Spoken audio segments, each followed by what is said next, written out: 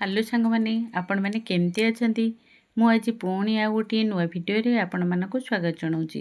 ମୁଁ ଆଜି ଆପଣମାନଙ୍କ ପାଇଁ ନେଇ ଆସିଛି ଫେବୃଆରୀ ମାସର ପ୍ରଥମ ସପ୍ତାହର ଅଦ୍ୱିକ ବୈଠକର ରେଜୁଲେସନଟିକୁ।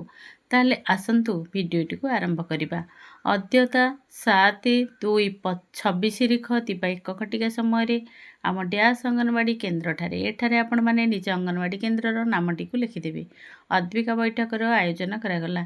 ଏହି ସାପ୍ତାହିକ ଅଦ୍ୱିକ ବୈଠକରେ ଗ୍ରାମର ସମସ୍ତ କିଶୋର କିଶୋରୀ, ଆଶା ଦିଦି, ଜିକେଏସ୍ ମେମ୍ବର, ଅଙ୍ଗନବାଡ଼ି କର୍ମୀ ଓ ସହାୟିକା ଇତ୍ୟାଦି ଯୋଗଦେଇ ଆଲୋଚନାରେ ଅଂଶଗ୍ରହଣ କରିଥିଲେ। ଏହି ବୈଠକରେ ଝରଣା ସାହୁ ସଖୀ ଏବଂ ରୋଜାଲିନ୍ ସାହୁ ସହେଲି ଭାବରେ ବୈଠକ ପରିଚାଳନାରେ କର୍ମୀଙ୍କୁ ସହଯୋଗ କରିଥିଲେ। ପ୍ରଥମେ କର୍ମୀ ଉପସ୍ଥିତ ଥିବା ସମସ୍ତ ସଦସ୍ୟମାନଙ୍କୁ ସ୍ୱାଗତ ଜଣାଇ ଆଜିର ବୈଠକର କାର୍ଯ୍ୟକୁ ଆରମ୍ଭ କରିଥିଲେ। ଫେବୃଆରୀ ମାସର ଟପିକ୍ ମାନସିକ ସ୍ୱାସ୍ଥ୍ୟ ଏବଂ ମନୋସାମାଜିକ ସୁସ୍ଥତା। ପ୍ରଥମ ସପ୍ତାହର ଆଲୋଚ୍ୟ ବିଷୟ ମାନସିକ ସ୍ୱାସ୍ଥ୍ୟ ସମ୍ବନ୍ଧରେ ରହିଥିବା ସାମାଜିକ ଅନ୍ଧବିଶ୍ୱାସ।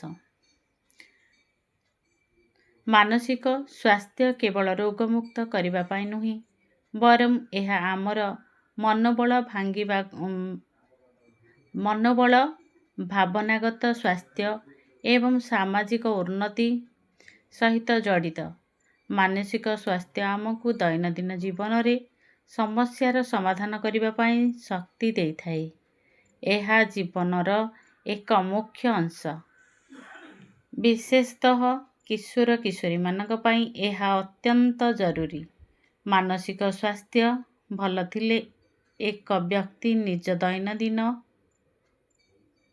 କାର୍ଯ୍ୟକୁ ସଫଳ ଭାବେ ନିର୍ବାହ କରିପାରନ୍ତି, ମିତ୍ରମାନଙ୍କ ସହିତ ସମ୍ପର୍କ ଉନ୍ନତ କରିପାରନ୍ତି ଏବଂ ଜୀବନର ଚାପକୁ ସହଜରେ ନିୟନ୍ତ୍ରଣ କରିପାରନ୍ତି।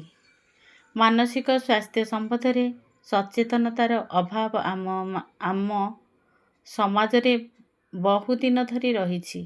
ଲୋକମାନେ ସାଧାରଣତଃ ମାନସିକ ସମସ୍ୟାକୁ ଲଜ୍ଜା ବା ଦୁର୍ବଳତା ଭାବରେ ଗ୍ରହଣ କରନ୍ତି ବା ଏହାକୁ ଏକ ରୋଗ ବୋଲି ମଧ୍ୟ ଅନେକ ସ୍ଥାନରେ ବିବେଚନା କରାଯାଏ। ଏହାକୁ ଭାଙ୍ଗିବା ପାଇଁ ଏହି ବିଷୟରେ ସର୍ବସାଧାରଣରେ ଆଲୋଚନା କରିବା ଦରକାର। ଏହା ଯେ ଏକ ସାଧାରଣ କଥା ସମସ୍ତେ ଜାଣନ୍ତି ଦରକାର। ପୁରାତନ କାଳରୁ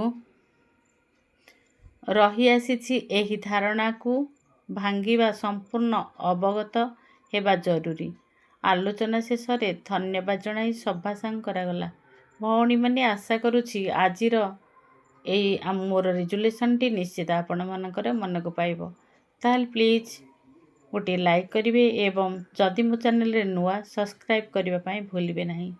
ଆଉ ମୋ ରେଜୁଲେସନଟି କିପରି ହୋଇଛି କମେଣ୍ଟ ମାଧ୍ୟମରେ ଜଣାଇଲେ ମୋତେ ଟିକେ ଭଲ ଲାଗିବ। ରହିଲି।